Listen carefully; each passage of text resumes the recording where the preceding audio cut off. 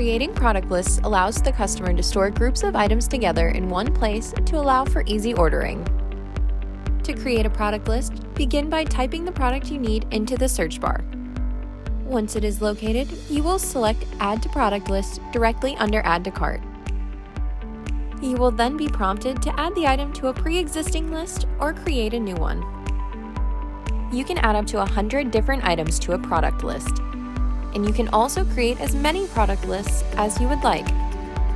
The easiest way to access your product list will be by using the quick navigation bar and selecting My Product List. Or you can find your product lists at the bottom of your account dashboard.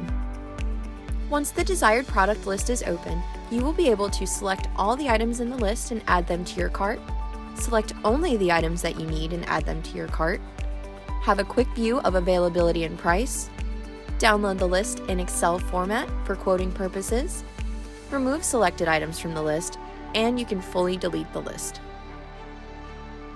If you would like a product list based upon your sales history, contact your inside sales rep. They will be able to create and load the list to your account.